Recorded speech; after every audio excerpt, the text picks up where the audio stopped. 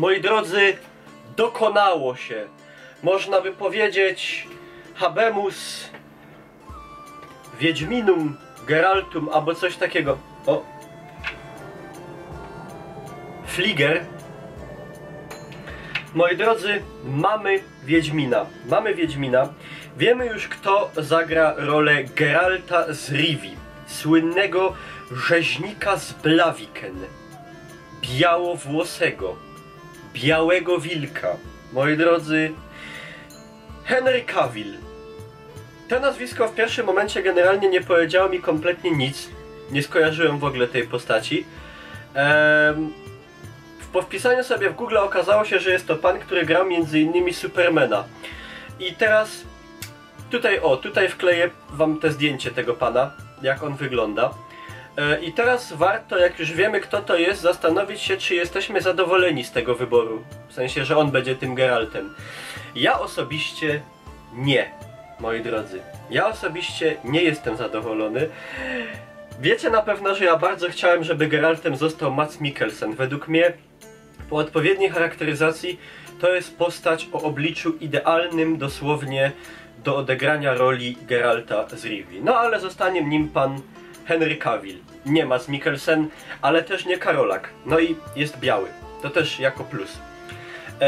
No i co tu mogę powiedzieć? Ciekaw jestem bardzo, kto zagra inne postacie, kto zagra Yennefer, kto zagra Triss, inne kluczowe postacie dla sagi. I co mogę powiedzieć? No, mogło być lepiej, jeżeli chodzi w moich przynajmniej personalnych odczuciach.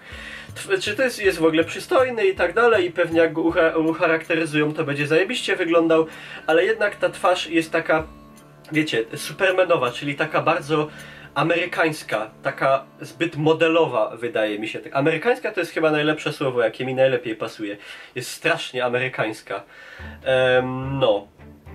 Czy to jest źle? No do roli Geralta trochę ten look powinien być taki bardziej, wiecie, taki kurde, taki życiem, prawda, poorany bliznami i w ogóle. I taki Mads Mikkelsen, szczególnie jeżeli widzieliście film Valhalla o wikingach, po prostu ta rola tam, pomimo że on się tam nie odzywa prawie ani słowem, to byłby idealny Geralt. No i tyle, ale będzie taki. Czekamy na dalsze, moi drodzy, info a propos tego Netflixowego serialu Wiedźmin, bo jestem bardzo tego ciekawy.